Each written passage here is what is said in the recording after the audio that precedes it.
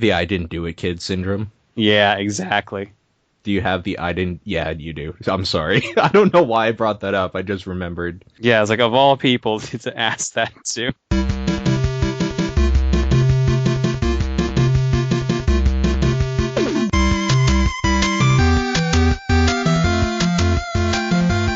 And we're back. Welcome to Retro Killscreen. I am Paul. I'm John. And we played some games, I guess. I played games.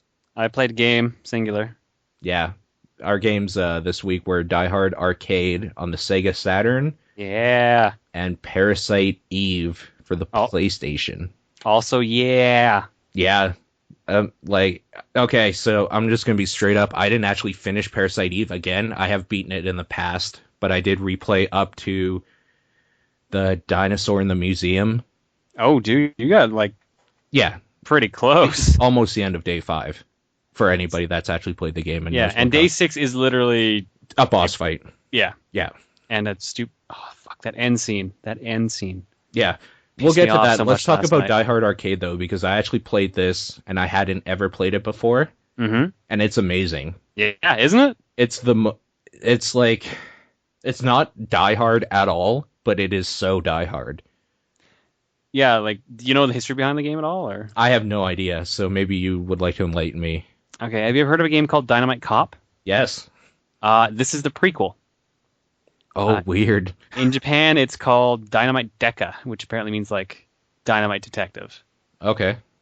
So is that why the dude on the front does not look like John McClane? Exactly. Yeah. Okay. His real name... Oh, shoot, what is his real name? It's like Bruno something. Bruno Dillinger. Yes. Yeah. Okay. You totally looked that up, didn't you? I just did. Okay. Yeah. Yeah. Dynamite Deca here, I see. I just pulled it up, so... So it ends up, when they were making Dynamite Deca, it ended up being basically a parody of Die Hard. So they're like, oh, well, North America will just use the Die Hard license. And that's why it's quote-unquote John McClane, because he has, the wife beater and everything. And the gun. And the gun. The gun, yeah. And Dynamite Cop actually is based off of Speed 2, even though it still has Bruno in it. Amazing. So it's just kind of a mashup of stupid action movie in a video game. Exactly, which is why it's such a goofy, fun game. Yeah, that game's weird because at first I didn't know what to think about it when you start off, because it doesn't control as well as maybe I would have liked. We're going to keep in mind, retro, Killscreen, old game, controls like an old game, like 90s or late 90s or whatever. I have it up on the screen. I'm just looking it up, so I'm filling time as I do that. 1997. So, it probably controls, things did back in 1997. But, so it controls a little weird, and then a dude comes in, I punch him in the face, pick up his gun, and then shoot him to death, and I was like, I'm in. So... Did you ever get the flamethrower? I did, and I used it once efficiently by mashing buttons, and then every time I tried to use it after, trying to know what I was doing, I just sprayed without a flame. Oh, you need to pick up a lighter. That's why. Oh, okay. It'll show up in your inventory in the bottom left or right, depending on who you're playing as. But as long as you have a lighter, when you pick up a spray can, it'll become a flamethrower. Okay. That makes sense, I guess. It's not very apparent the first time you play through, like I did here, what you're doing, what you're picking up and stuff. Obviously, when you see a broom, you know you're picking up a broom. When you see the gun, you know you're picking up a gun. But then there's pills and a bunch of little stuff here and there. Then there's stuff that says H and M, which you find out later are clips for a handgun or a machine gun and stuff like that. It's not very upfront about any of that stuff right away, but I mean, I guess it doesn't really need to be. Okay, so for anybody that has never played it or wasn't able to play it or whatever along with us, is it 4-player or just 2-player? It's 2-player. You play as John McClane. I'm just do I call him that or Bruno? You play as John McClane and a girl character they created for, I think it's actually might be the same name as in Deca as well. But you go into the Nakatomi Tower and try to stop terrorists from taking money from a safe. And but they also seem to have up. Yeah. They also have the President's Daughter, because why not? Mm-hmm. Yeah. Arcade beat 'em up, 3D, like, you can move around the screen and stuff, even though, like, your damage has to be on the same plane and stuff, like you would expect. Yeah. It kind of handles like Virtua Fighter. Yes. That's a good way to put it, actually. I'm just trying to think of what I can say about this game. The little QuickTime events are amazing. See, now I have a Japanese Sega Saturn. Okay. So whenever I play the game, like it's a North American copy of Die Hard, and my Saturn is in English, but whenever I play the game, whenever the word that comes up for like punch, kick, or jump, yeah, it's in Japanese. Yeah. So I have no idea what I'm doing. So it's like Puncharu. No, well, it's not even that. Like, no, I know. It's like Japanese characters. It's kanji, yeah. So it's just like, fuck, what do we do? Yeah. That looks like punch. Success! But then, like, it doesn't change either. So if you play through that same part enough times, you'll probably just get it anyway. I think one or two of the spots will change, but yeah, like the first one, I believe is almost always punch. And, like, the ones where you have to jump out of the way is always jump. Yeah. Yeah. Dodge that stupid rocket. And the fire truck, and then you're fighting firefighters for whatever reason. It's so good. Like, I don't know. That game is pretty amazing. I just love, you're fighting all these dudes or whatever, then you're running through a hallway, and you fucking clothesline a bitch that walks out of one of the offices. If you mess those up, like, you end up having to fight everyone there, which really sucks. But it's just, I love, like, the we use, like you said, the clothesline. Yeah, or like the jumping kick. The dive kick's pretty good. And if you miss, you just fly right past them and fall. The failure screens are pretty funny. Yeah. Man, that game is really good. Even by like today's standards for old games, where it's like, yeah, it doesn't control very well, and like it's just kind of stupid. It's kind of stupid, which is good. So I think that's what it excels at for being dumb. Mm-hmm. Like, I would like to try it with another person, I think. I would like... Okay, so I was actually live streaming it, and people are like, oh my god, what is this? And I was like, exactly. I'm thinking the same thing. And that was right after playing some Sonic R, which is really bad. God. Why would you do that to yourself? That game is really bad controlling. Like, okay. Everybody's Super Sonic Racing. Okay, like I was saying how Die Hard Arcade doesn't control very well. Sonic R is terrible. It is really, really bad. I finally got into a groove, kind of, as soon as you learn the maps a little bit better. It's a little easier, but I started playing as Knuckles, and he controls decently, at best. Like, if you play Tails, you're fucked, I think. So, I don't know. Sonic R, don't do it. Die Hard Arcade, 2 thumbs up over here. Yeah. Like, the weird thing is it has that game Deep Scan in it as well. Yeah, well, I mean, that's how you get extra credits, so... That's ridiculous, though. Like, that's just one... Did you know about that, or... Okay. No, totally, yeah. But, like, I'm just saying that's, like, another thing that's, like, yeah, this game is stupid. In a good way. I think they did the same thing with Dynamite. It was, like, a different game, though, but... Oh, really? I think. I don't know, it's been... When I played Dynamite Cop, it was in arcades. I beat that at an arcade. I played Die Hard Arcade a lot in the arcades, but I never actually beat it in arcades. But Dynamite Cop I beat when we still had Palladium. Oh, weird. Okay. Yeah. I don't remember ever going to Palladium myself. I went to it when it was still in the West End Mall, because I think I flew up to visit at one point. Flew up? Well, because remember, I'm not from Alberta. So I flew from Newfoundland to visit family in Alberta, and we went to the West End Mall, and I went to Palladium. Oh, weird. Okay, yeah. Yeah. So flew across the country to go to Palladium. Not the specific reason why, but obviously. Flew across the country to go to Palladium. Yep. Yeah. So, I mean, you don't need a better advertisement than that. To be fair, I was like 15 at the time. It's not like I knew better. It's not like you even paid for your own ticket. If I could, I didn't get a job till I was in university, so. Oh, nice. That's pretty good. Pretty good. I have nothing else to say about Die Hard Arcade specifically. Do you have any closing thoughts? I didn't beat it, I'll say.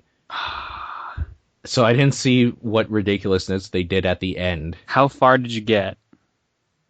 The elevator. Were you climbing up the ladder? That's after the elevator, I think, right? Oh man, Like there's an elevator stage you were fighting in, and then I think I remember climbing up, and like you have to dodge elevators coming down and up on two different ladders. Mm-hmm. And then whatever the next place is, I died. Right. You climb to the top and you have to fight like a sumo and a bunch of guys. Yeah, that's where I died. You were coming up to the second last stage. Okay. What stage is that? 4? I think. Okay. That was 3 or 4 because I forget if it was a 5 or 6 stage game. Oh, so I was kind of close. Yeah, you were fairly close. You would have lost a lot of credits on the final boss though, because unless you really know what you're doing, he will take credits from you. He's pretty much designed just to make you use lives. Well, I mean, the arcade part in Die Hard Arcade kind of signified that for me, probably, that he was just going to be unfair. Yeah.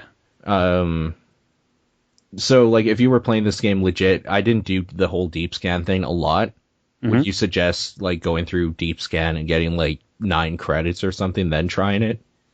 I think I had 20 on my first full run through. Oh wow! Okay. And I ended with I play a lot more like aggressively though, so right. I take a lot more damage as a result. Like, can you block? Because I feel like I didn't. I feel like you can, but it's like a weird input. You can also just arrest people.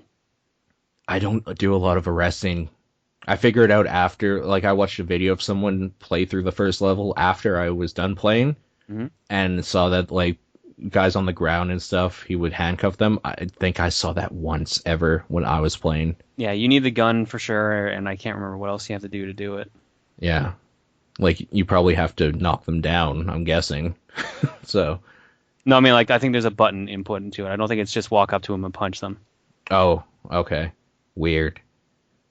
Do you get more points or something doing that? Well, first off, you don't have to fully kill them. Mm-hmm. Which is the biggest trade-off. I think sometimes they drop more stuff. I think the biggest perk is just getting them out of the game faster. You better believe the first time I picked up a machine gun, I thought in my head, now I have a machine gun, ho, ho, ho. Ho, ho. Yeah. What did you think of using, like, the grandfather clock? That was amazing. I didn't know you could use it until I was trying to pick up the gun that was beside it, and I picked that up by accident, and I was like, this is game of the year for that year. Yeah, you should play Dynamite Cop again, because, like, that game had ridiculous weapons, like fish. Like fish? Like giant fish. Really? Yeah. Okay. Like that game was nuts. I don't remember.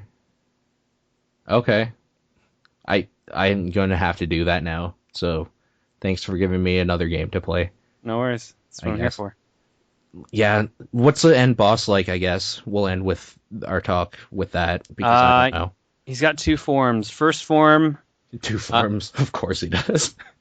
Yeah, well, the first form... Well, it's 2 separate fights, technically, but the first form, he's in the office building there, the one that you keep seeing him in the cutscenes. Yep. And for some reason, the room has, like, remote control walls, so, like, bookshelves will fly out of the wall to attack you while you're fighting him. Right. But you can attack him with, like, a set of golf clubs that's there. Amazing. And then the second fight, you're on the roof, and he has his shirt's ripped off, but he also has a katana. Okay. So you just fight him with his sword. Like, he's got a lot of crazy sword combos, but if you can get, like, the nut combo down, I think you can do a lot of damage to him. Will he drop his katana? Not that I've seen. Okay. That's too bad. I would like to use a katana as John McClane.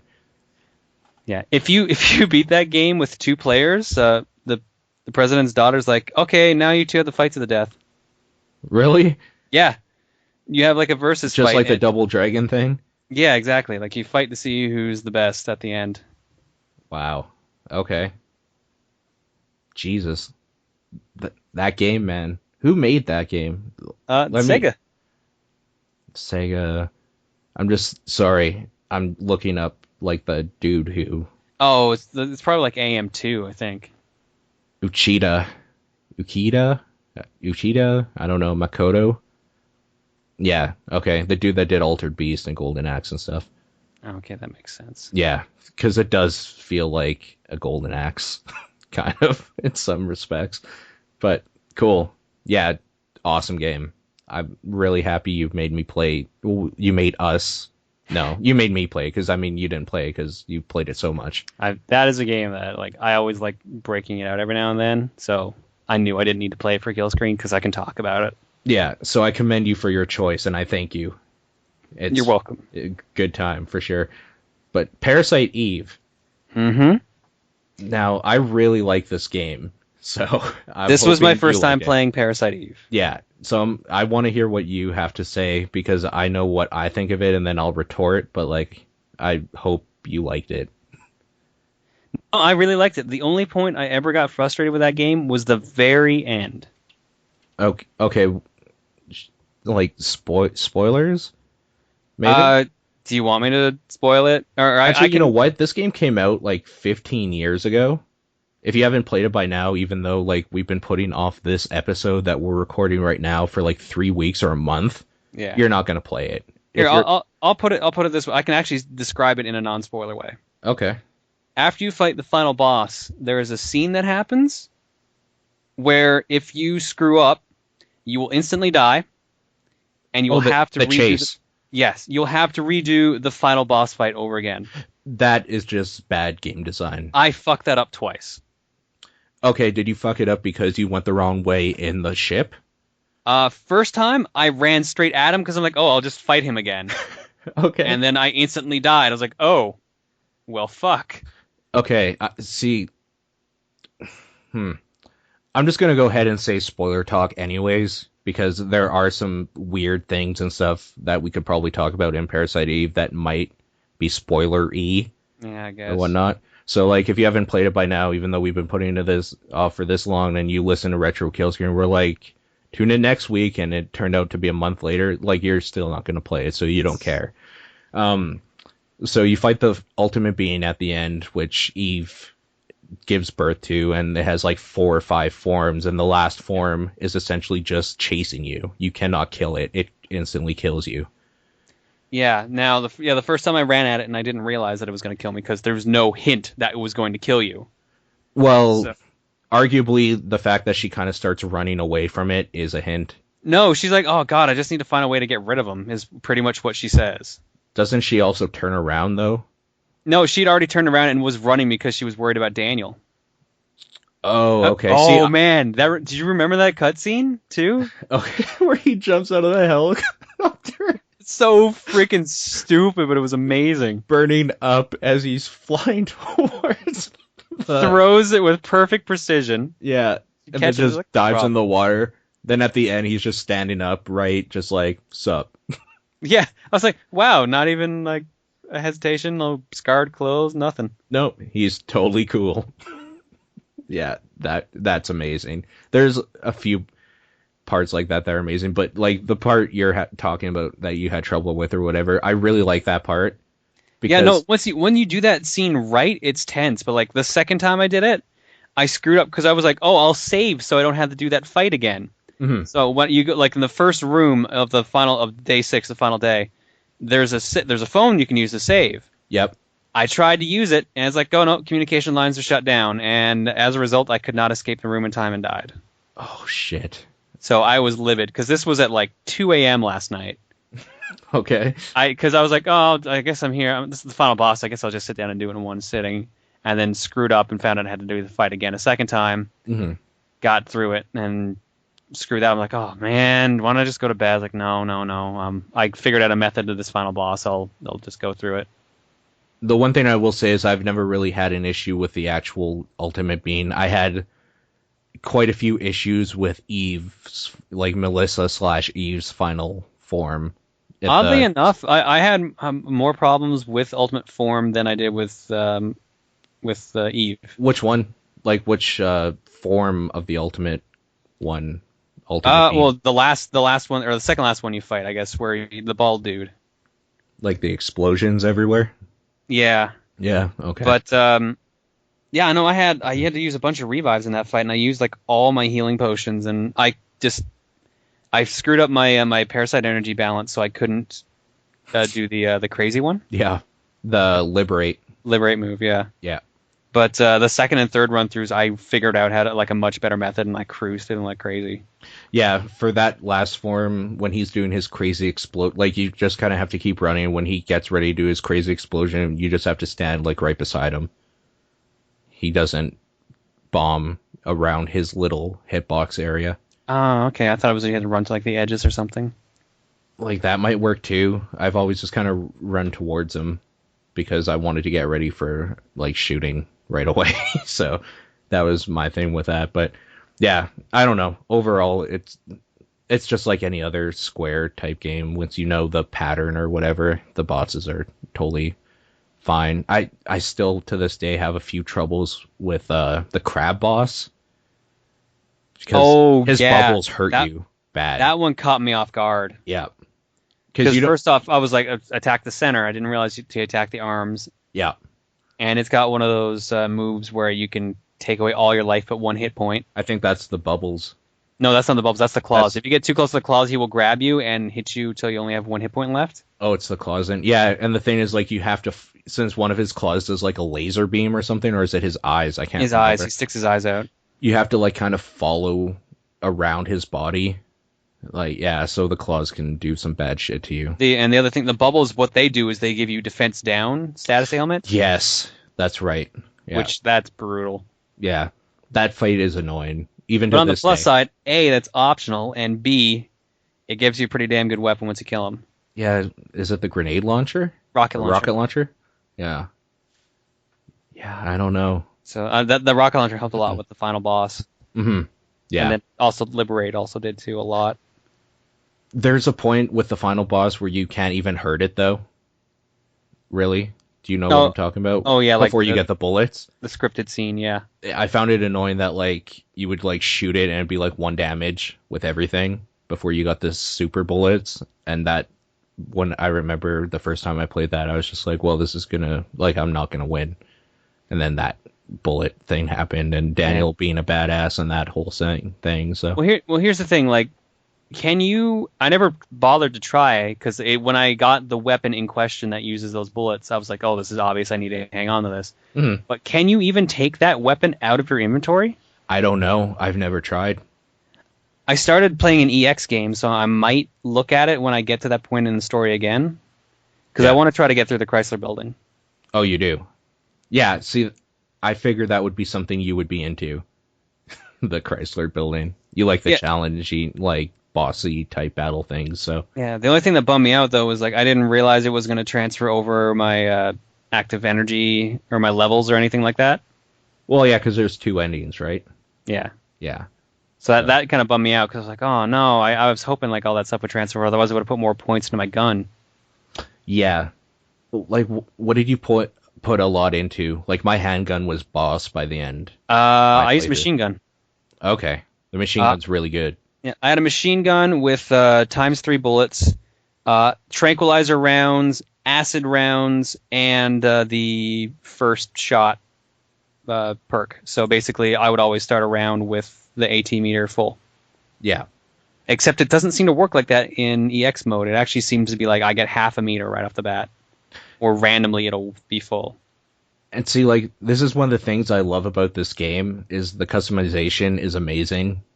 And, like, you can... I don't know. There's so many things I like about this game. There is a survival horror element to it, but, I mean, it is an action RPG with, like, active time, turn-based combat. That's probably the best way in, like, generic terms I could explain it. Yeah, I don't know. It just does so many things that I love. Like, it has a weird sciencey sci-fi element from the first book or whatever, dealing with mitochondria and how they're kind of like have been dormant in human beings for a long time until the point where... The story's goofy as hell. It's goofy, but it's in a weird, like, fantasy sci-fi horror goofy that I can totally get behind, which I love. And, like, it has roots in science, kind of, but, like, not really, because mitochondria doesn't have, like, real mitochondrial cells. Wasn't there, like, a point with, like, every RPG in, like, the mid to late 90s where, like, something about DNA would be, like, the main villain, or... Yeah, kind of. like I think it was from what I remember with Parasite Eve and the story. It's even weirder where like Eve is essentially like a supernatural being in your mitochondria or whatever that's just dormant. Yeah. Until like the human race evolves to a point where well, it wasn't Eve was like the source of all life or something like that. I think it was what the story says. Yeah, because it's inherited through the female gene or whatever. No. Like the original mitochondria was like traced down to like a woman in Africa or something like that. Yeah, no, I'm talking about like the plot from the novel. Oh, okay. Yeah, it's some like weird thing where it's this like the mitochondria is essentially like a conscious life form in the cells that lies dormant, and then it becomes like a parasite eventually. That's like, I don't know, it controls your cells and stuff, and then there's like one person or conduit or something that's able to like control it and whatnot to form an ultimate being, which can control its own like cell regeneration and evolution and this whole weird bullshit. It's like talking about it now, it's super convoluted. It takes a few read-throughs and maybe like a basic idea of how cells work in biology to be like, oh, this is complete bullshit. Yeah. But I wonder if someone legitimately was like, oh man, my body might try to kill me. I gotta be careful. Yeah, I don't know. It's a weird concept. I really like what they've done with it too. I like that people turn into sludge. That opening CG cutscene, like the first one you experience in the main story mode. Yeah. Or sorry, I guess second one technically, where you go to the opera house. Wait, what do you mean the second one? I don't mean like the opening cutscene, like where you pull up to the opera house and then it shows like the main antagonist and what she does. Like there's 2 times I'm thinking of in the opera house. Oh, first time in the opera house. Okay, like with people exploding into fire? Yeah. Yes, okay. Where like everyone there's another point where like people's become like possessed or something. I don't know. I know what you're talking about. We don't need to get into that because that is literally like the end of the first playthrough or something. I can't remember. Yes. I'm like, I don't want to spoil things at the same time. Like we technically did give a spoiler warning. Yeah, I mean, go ahead. Let's just be open. I'm trying to dance around it too, and I don't even know why, because I'm a person that doesn't care about giving spoilers. Yeah. The ending to the game, the first run at least, is really open and ambiguous. It makes it seem like Aya is who the character you play as. Yeah. Is going to become like Eve. She's going to just like take over everyone, and she's going to become evil. Yeah. But like everyone in the audience also shows signs of their mitochondria like acting up and going to do the same thing as well. Yeah, exactly. So like it's open-ended in the fact that that mitochondria around that place is going crazy, but you don't know in what capacity really. But know it's probably not a good thing because everybody's eyes go glowy red. So it's probably. But then apparently like there's an alternate ending as well. Like if you beat all of the Chrysler Building. Yeah, where you meet up with your sister and yeah, I haven't seen that yet. I'm gonna. Yeah, like that's getting into spoiler territory for like even us. For me, it's like, no. We're not going to talk about that because that is literally about double or triple the time it takes to beat the game once. So, yeah. Yeah, which is why I'm kind of like, do I just want to do it some other time because of how much time it's going to take? Let's play maybe? I don't know. I don't know if I would actually like to see someone let's play this game, to be honest. I've seen some people let's play it before. I'm trying to find my copy of Parasite Eve 2 right now, and I can't seem to. Do they do a good job of it? I haven't ever looked up a let's play of Parasite Eve. I think the one that they did was not video. It was like a screenshot one. Oh. Okay, I'm actually interested in that, so I'm going to look that up after. Okay, yeah, I can link you to it. I'm pretty sure it's on like the Let's Play archive. Okay, yeah, please do. But anyways, yes, the first cutscene where Melissa had a transplant from Maya, Aya's sister. Back Can I just point out Maya and Aya or Aya? Really? Yeah. No, I know, and like I have that problem too. I always want to call her Aya, but it doesn't really make sense. But like Maya, I always say that. I never say Maya when the name's spelled Maya. So I don't know how they want, like, do they want it to sound different or the same because they're twins, right? Mm. So like I don't know what the people wanted. So I've always said it as Aya and then her as Maya, and that's just kind of what I'm going with. But yeah, basically like they were twin sisters, and in the hospital Maya dies, but her organs get transplanted into Melissa and Aya, and Melissa is the singer at the beginning who becomes Eve. If this isn't confusing and weird enough yet, or whatever. But anyways, yeah. So Aya starts singing and whatever, and I think I don't know if they ever explicitly say. I've always just taken it as it's because the mitochondria is like starting to get restless or whatever, and it's ready to start its evolutionary chain or whatever it's going to do, and it just senses Aya's presence that it starts to act up at that point because she like Melissa looks right at her and stuff, and people start getting aflamed. Yeah, People just on fire, like on stage. Surprisingly graphic for a PS1 era game like that, especially from Square. But apparently, this was their first M-rated game. Yeah, and fuck, Melissa has a nice rack. Yeah, no, they don't stop flaunting that either. No, like when she's quote unquote Eve, even though Eve isn't like a person. When Melissa is completely like controlled by Eve's mitochondria and powers and whatever, she's like totally naked later on and stuff too. They never bothered covering any of that up. So no, yeah, they're very open with that. Maybe that's why I like Aya, because like they never overly sexualize her in this world where they feel okay to over sexualize other aspects of it, down to like the point where there is literally a character creating artificial sperm to create the ultimate being. Like sex is a thing in this universe. They don't try to hide it and whatnot. So it's kind of neat to have a female protagonist that they don't overly just go explicit and kind of gross with. But then they have an antagonist, which they kind of do, but gross in a bad way. Gross like seeing your grandmother in the bathtub. Yes.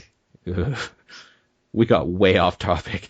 But yeah, no, that opening scene is really good. And then the scene in the park where she was causing everybody's mitochondria to like basically make all the cells melt into ooze. Oh man, they show like flesh and everything coming off of like the body, and you see just the skeletons underneath. This is like wow. Dude, even when you kill Eve's final form and Melissa's body just melts into like jello. It's so gross. I love this game. And just going back a little bit, the part you were talking about that you had trouble with and you were pissed off about and whatever, I love that point because a thing with me is I hate being chased. Mm-hmm. Like chase scenes and stuff in video games always terrify the crap out of me. So that was the point where I was like, okay, shit is real. Like I'm running away. And it got really intense because you would like go into a new area, say from the stairs or from a ladder or something, or from a doorway, and you would start running, and then that thing would be behind you, just coming through the doorway as you're turning a corner and stuff. Like that shit's terrifying to me, and I loved it.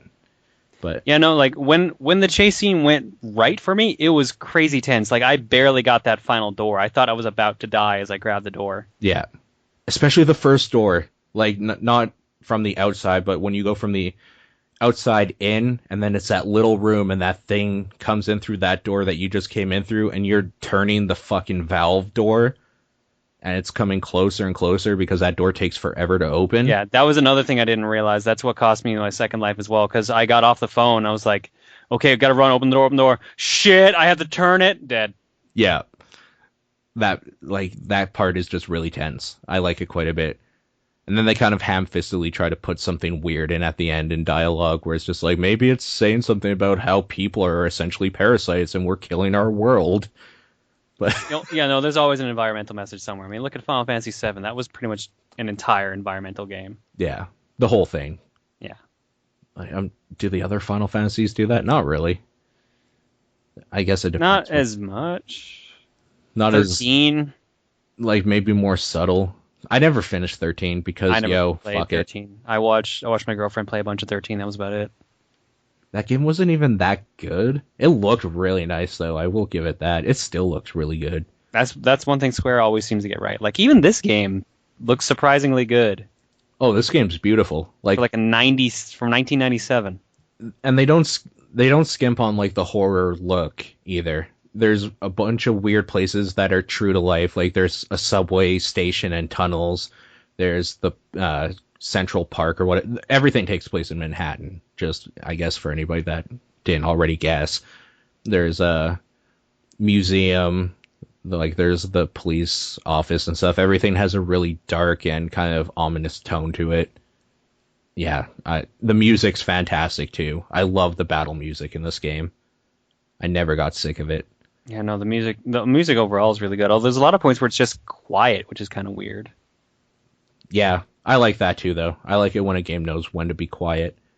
But it's very text heavy. I will say that, like dialogue heavy. Mm-hmm. So, like, I would like to see a remake of Parasite Eve with voice acting, probably. But then it would become a Metal Gear Solid and be like 15 hours of cutscene, probably. There is a lot of dialogue in this game. There probably has to be, though. I mean, it is a game that is a sequel based off a book. So, there is that. Now, I never did play Parasite Eve 2. I never had the opportunity to even try Third Birthday or whatever.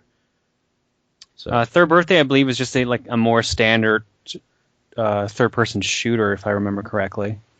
And 2 was more action-oriented, if I remember. I don't know. I have not looked into 2 at all. I'm probably going to start playing it either after.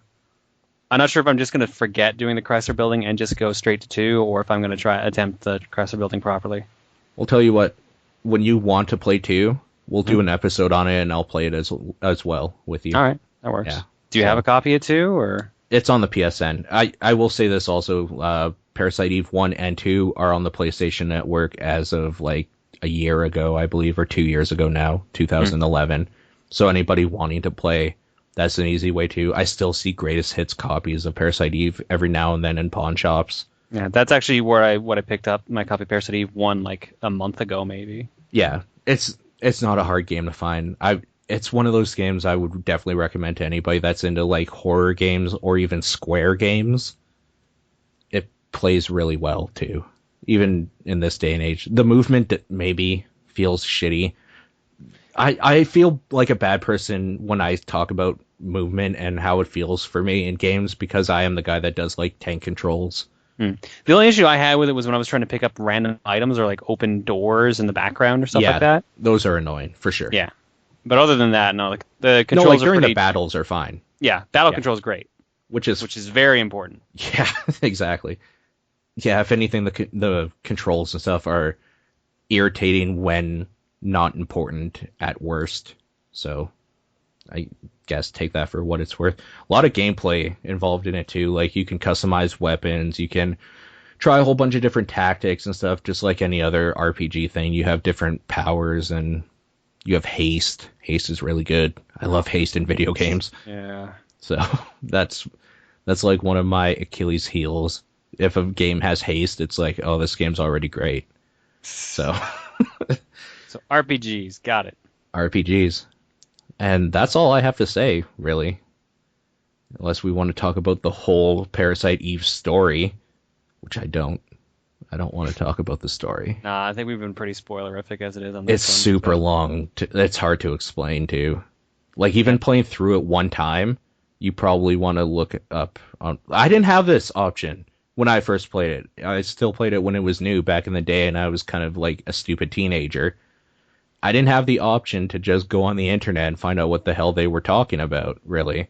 I had to actually open up like a textbook, and that wasn't going to happen. So reading about it after, when like Wikipedia became a thing, super helpful. So I would encourage anybody to get a little bit of knowledge and read up about your video games. Maybe there's more in there than you thought. It might all be fantasy bullshit, but, education. Knowledge is power. Exactly. Well put. Thank you. All right, and with that, we're going to end this episode, but we're going to say what we're playing next I guess this week for next week's episode that we're recording. Yeah. Oh, man. So we're actually going to go back. Well, we're going to go parallel. Yeah, because originally we were going to do this one 2 episodes ago, but then we changed our mind on that one. But now we're going to go back to it because we have someone else who might be interested in getting in on this one. He was actually disappointed when it turned out that we talked about Mario 64 because he wanted to hear us talk about Star Wars. Yeah, so we are going to be doing Star Wars Shadows of the Empire for the N64.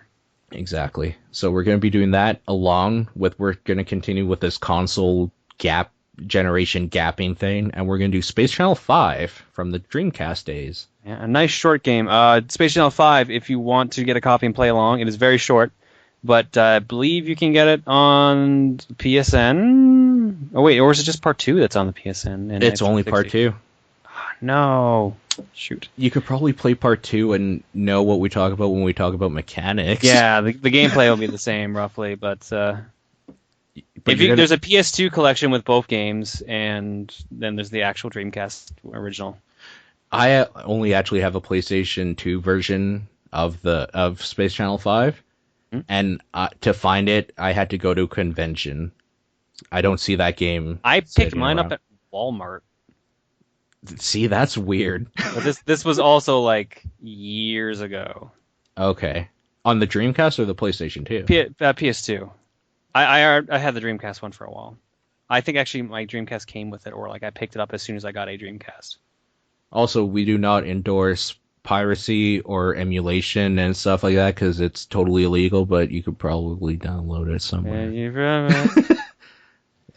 I will say, if you do have a copy of it and like you want to play it on your TV, you might want to find a standard definition old school TV. Yeah, it's got the rhythm game lag issue, which might screw you up in the game. It does. I can wholeheartedly tell you that playing my PS2 copy on a PlayStation 3 on an HD TV with like HDMI or progressive scan will fuck you up to the point where it's almost unplayable.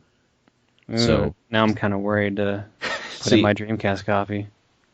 But it might be okay because if you hook up your Dreamcast like you would normally, it's probably not bad enough if you're just doing it through an HD TV. Like I'm doing mine through HDMI, which has some lag to it, and then like my sound is going through a receiver, and then my TV has like a progressive scan. Yeah, no, that I can see that messing it up a lot. Yeah, to the point where like you actually almost have to read their mind. Well, you know how like it'll actually tell you what you're gonna have to push. Mm-hmm. You're gonna have to push it a little bit early on my copy, which is really bad. In certain places, you can't even get away with that because they'll go like so crazy fast too. It's the whole reason I can't play Jammer Lammy, and I'm devastated. I'm not even kidding. Jammer Lammy was pretty good. I want to play Parappa again. I need Parappa. I have Parappa 2. And yes, we talk about this every time. I'm sorry. I have Parappa 1 for PSP now. I found a copy for PSP. Okay. I need to buy PSP so I can play Maverick Hunter X and Parappa. Can't you? No, I guess you can't play them on like the PS3. That'd be kind of weird. Yeah. Yeah. Because I guess technically it's not a mini. Okay. So, yeah. So we're going to be doing Space Channel 5. And, I mean, I'll just go ahead and say it'll be Nathan, the dude that does stuff with, both of us on different podcasts. Yeah. He's going to be... Sorry. I was going to say, with me on Top 10 Perspective and you on Pixel Response. Yeah. And, like, whatever we want to do, I guess. Pixel Response seems to just not be anything. It's just kind of whatever. It's just a response in pixel form. You know what? What? That is the most true thing. I think I've never even thought of it like that. That name is way too true because it's like, hey, this movie came out. I have some thoughts on it, so we should record something. It's like, okay. To be fair, that's the majority of content on the internet. Yeah. Yeah. Yeah. So we'll be doing Star Wars Shadows of the Empire, the two of us with him. He actually sent in a question this week for us, though. Oh. I know, and now you're a little bit worried. Yeah. I was like, all right, Nathan, lay it.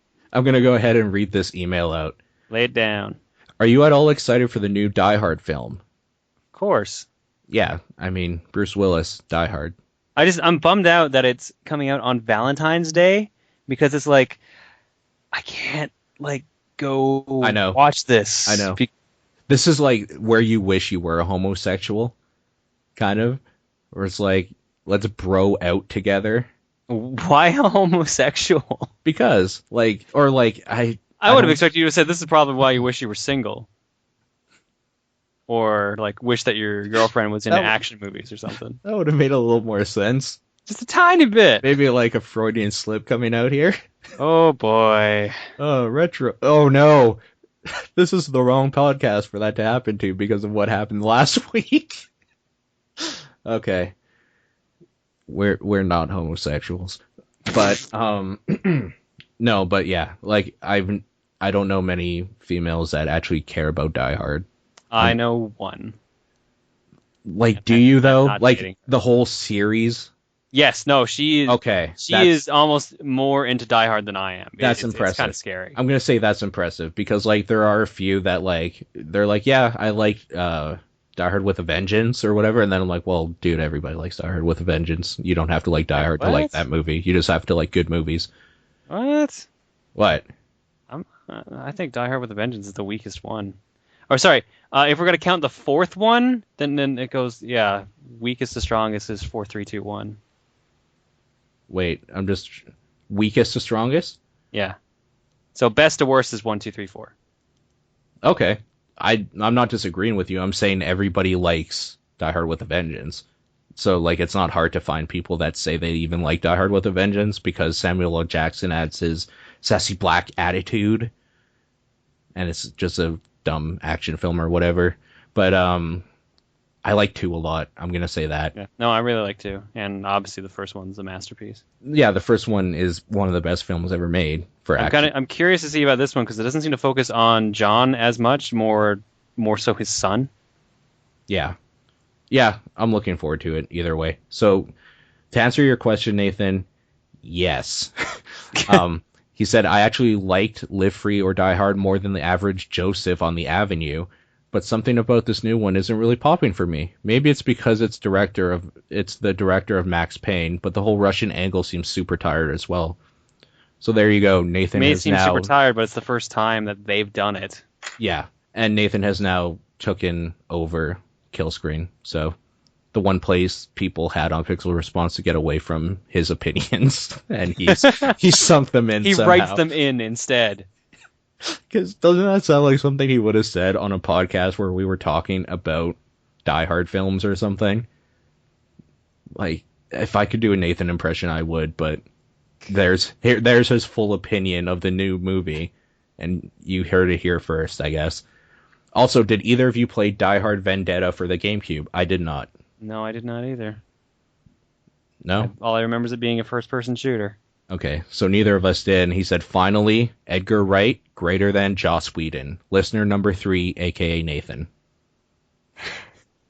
I like how you threw in the listener number 3 thing. You know what that callback for. I know. Yeah, okay. That was like a couple episodes ago. Yeah, no, I was just making sure, it's late at night that we're recording this, so I was making sure. Yeah. Edgar Wright, greater than Joss Whedon. I kind of agree. So, whatever. I like his movies more. They're funner. Joss Whedon probably is technically better. Avengers was pretty good and pretty fun. Yeah, but I've only ever watched that twice, and I've seen Cabin in the Woods was pretty fun and pretty good. I've only seen that twice too, and I've seen Scott Pilgrim vs. the World and Shaun of the Dead and even what's that other one that they did right after Hot Fuzz and stuff, easily 5 times each. I don't know. Maybe it's just the subject matter. I think it's more that he's done more fun ones. Joss is only known for being involved in 2 movies right off the top of my head. Not counting, I guess, Serenity, but I don't know if that was really supposed to be joking or goofy. Maybe the feeling I get is that Joss Whedon is better at providing geeky fanboyishness to people, whereas Edgar Wright is more like a fanboy making a movie. Yeah, no, that's a viable comparison. Yeah, so maybe I don't know. There's enthusiasm either way. It's a weird comparison, and Nathan totally hijacked this podcast again with that comparison. Let's not fight. They're both good. Why can't we all get along? Exactly. Or we're going to have to talk about mitochondria again to balance things out. Yeah. I'll have to use control the mitochondria to balance out Edgar Wright and everyone else. You don't even know where you were going with that. I like it. Well, that's off the cuff stuff for me at like 12:30 in the morning. Yeah, exactly. This is being recorded when it should be going live. Yeah. Yeah, last minute retro kill screen. Okay, so next week, Star Wars Shadows of the Empire with Nathan and also Space Channel 5. Play along, tune in for that, send in your questions and all that sort of stuff. Like, I'm just going to say it's better to do it on Twitter because I do check the email, but it's actually harder for me to check the email than it is to check Twitter because I have Twitter set up on my tablet and my phone and stuff, which are with me 24/7. So I get those right away. I don't get emails until I sit down at a computer and log into my Outlook. So yeah, just keep that in mind. Also, I just want to put in a thing. I want to thank people for being patient. I'm trying to stabilize the RSS feed and stuff. I know this last week we had some issues with people downloading it, and I do apologize for that. I'm trying to get this shit together, and it's not just this podcast that's facing that. So thanks for being patient.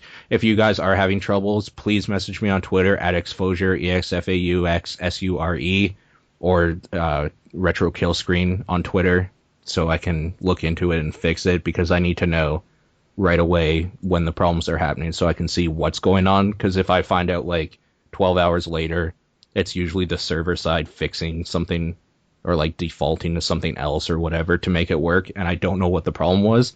So you guys need to help me out and tell me right away so I can get on it. But I will try to get better at that. If you want to send us emails, it's killscreen@pixel-response.com. Twitter is @retrokillscreen. And then, like I said, you can get me at exposure or Jon at Proton_Jon. Yep, got it this time. I've made that mistake so many times. Like saying it. I've never made that mistake typing you, because as soon as I put like pro, it'll automatically finish. Autofills. Yeah. I got to figure out if that is someone who took that username or if that was me with a different email account. Like, I can't find what email account is attached to that if it's me. Like Proton Jon? Oh, wait, no, sorry. No, shoot. The Proton John's a completely different person. I had a different... Yeah, that's a totally different dude. That's a dude named David in the UK. Yeah. Like, why did you take that name, David? Why are you not Proton David? Come on, man. Because it didn't rhyme, damn it. It's just so weird. I don't know. Anyways, we'll see you guys next time. Take it easy.